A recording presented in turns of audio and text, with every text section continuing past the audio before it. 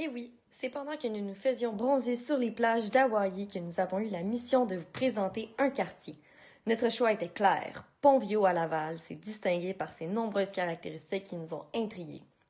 En effet, c'est grâce à notre coéquipière Isabelle que nous avons fait ce choix, puisqu'elle a fait son stage 1 au relais communautaire de Laval. Durant ce stage, elle a pu observer plusieurs problématiques qui touchent différentes clientèles, notamment les immigrants, les personnes avec des situations financières précaires, les personnes en réinsertion sociale et encore plus. Suivez-nous dans notre découverte des particularités de Pont-Vieux. Ce quartier était rattaché à Saint-Vincent-Paul, qui est désormais l'actuel Duvernay. En 1920, il y a eu une tentative afin que Pont-Vieux soit considéré comme une municipalité, mais sans succès. Il a fallu attendre jusqu'en 1926 pour que Pont-Vieux soit officiellement créé. Il est donc l'un des plus anciens quartiers de Laval. En 1965, lors de la création de la ville de Laval, Pont-Vieux a été annexé à cette dernière. Son nom vient du pont qui traverse la rivière des Prairies et qui relie Laval à Montréal. Lors de sa création, la population de Pont-Vieux est très dense. On y compte environ 30 personnes par acre, ce qui est beaucoup plus que les municipalités de Duvernay et de Laval-des-Rapides qui sont à côté de Pont-Vieux. La majorité des maisons de ce quartier ont été construites avant 1960, donc l'architecture est différente de celle d'aujourd'hui. Bien entendu, le quartier s'est modernisé un peu au fil des années. La population a changé aussi en raison de l'immigration depuis les dernières années. Maintenant, le quartier de Pont-Vieux a une population d'environ 14 090 habitants et une densité de 4 809 habitants par kilomètre carré. C'est donc un quartier qui est toujours aussi dense et c'est également un des quartiers les plus petits de Laval. Ce dernier est situé au centre-sud de Laval. Il est accessible facilement puisque le métro-quartier est situé à Pont-Vieux, ce qui est aussi un attrait et un atout pour les habitants de ce quartier. La population de Pont-Vieux est composée de personnes de tout âge, mais l'âge moyen des habitants est d'environ 43 ans. À ce qui a trait à l'éducation, il est possible de constater qu'un bon nombre de la population n'a pas de diplôme en poche. Effectivement, 15,7% de la population de Pont-Vieux ne possède pas de diplôme de la 5e secondaire, contrairement à 12,7% pour l'ensemble de Laval. Ce pourcentage est donc très élevé pour ce quartier, car rappelons-le, il s'agit d'un des quartiers le plus petit de Laval.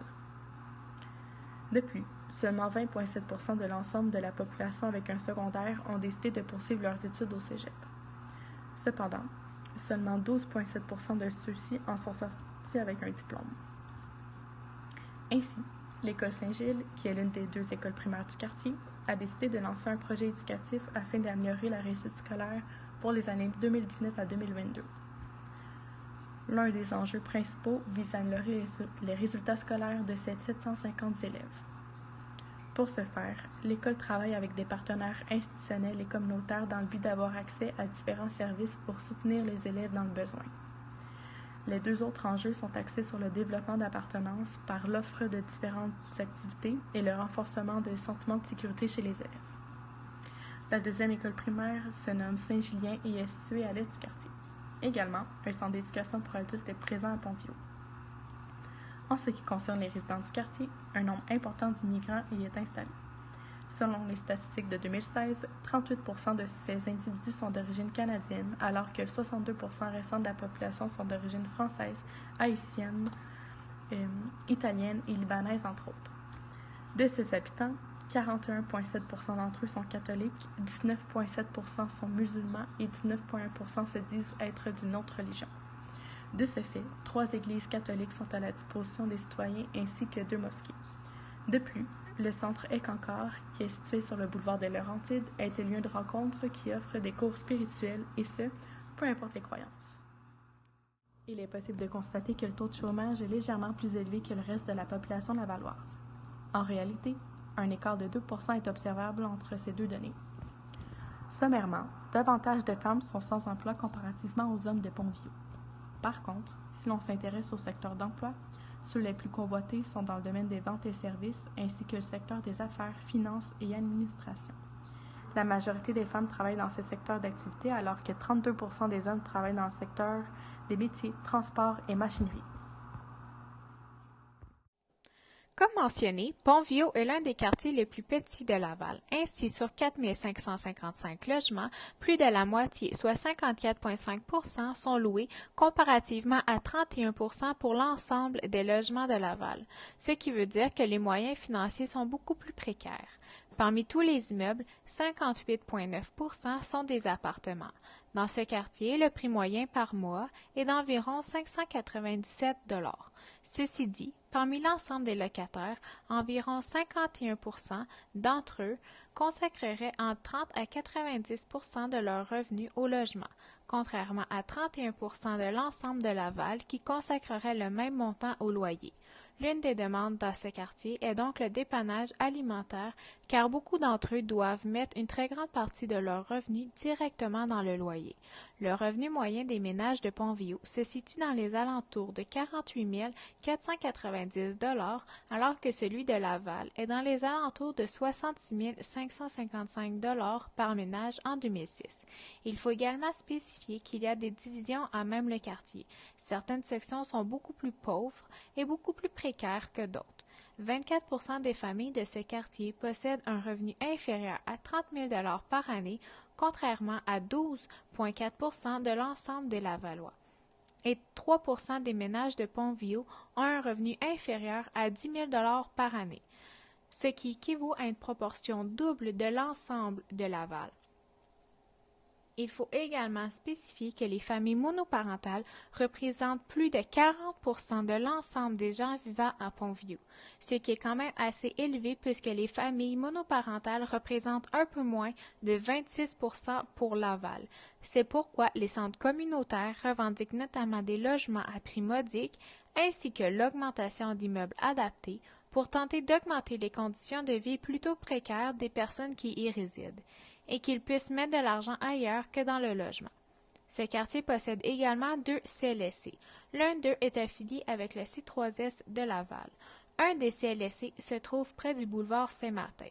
Il est donc difficile de s'y rendre sans auto puisqu'il est très près de rues passantes. La seule façon de s'y rendre sans auto est donc par autobus, car le métro le plus près est à 45 minutes à pied. Or, l'autre CLSC se trouve à seulement 14 minutes à pied du métro, ce qui est plus raisonnable pour quelqu'un n'ayant pas de véhicule. Comme dans la majorité des villes, Laval a une programmation de loisirs desquels les citoyens peuvent profiter tout au long de l'année. Par contre, aucune activité n'est réservée uniquement à l'arrondissement de Pont-Viaud. Entre autres, on y retrouve des sports aquatiques, du soccer, de la danse, ainsi que des ateliers artistiques et linguistiques. Plusieurs autres périodes de loisirs sont organisées par les organismes communautaires. Au niveau des installations, il n'y a pas de bibliothèque à Pont-Viaud. La bibliothèque la plus proche est celle de Émile Néligan. Quelques espaces verts sont dispersés aux extrémités du quartier, où il est possible d'emprunter du matériel durant l'été pour jouer à des jeux. Plusieurs organismes desservent Pont-Viaud, notamment l'Entraide Pont-Viaud, le Relais communautaire de Laval, les mesures alternatives jeunesse de Laval, le Rendez-vous des aînés, la coop de soutien à domicile et plus encore. Ayant chacun un mandat et une population cible précise, les organismes mentionnés permettent de combler différents besoins des Lavallois. Évidemment, ces ressources peuvent aussi être fréquentées par des personnes à l'extérieur du quartier. En s'attardant davantage aux personnes qui vivent à Pont-Viaud, Laval en santé affirme qu'une proportion plus élevée de la population a tendance à vivre seule ou à être monoparentale, à être sous-scolarisée, à vivre dans un ménage à faible revenu et à habiter un logement non abordable. Wow! Quelle expérience enrichissante et ma foi surprenante! Nous pouvons donc constater que ce quartier s'est beaucoup développé au fil des années et qu'il est sur une bonne voie pour l'amélioration des conditions de vie de ses habitants, notamment par ses programmes d'école et les différentes revendications des centres communautaires. Il est également très clair, juste à voir les photos, que ce quartier a beaucoup évolué et que, comme tous les autres quartiers, il s'est modernisé. Or, il est également possible de remarquer qu'il y a une très grande différence économique entre Pont-Viaud et l'ensemble de Laval. Cela amène bien évidemment des conséquences au niveau des conditions de vie des résidents, comme mentionné. Ce quartier a son lot d'histoires et de problèmes, comme tous les autres quartiers. Mais ce fut une belle aventure de le découvrir ensemble. Repartons à l'aventure. Quelle ville allons-nous visiter maintenant?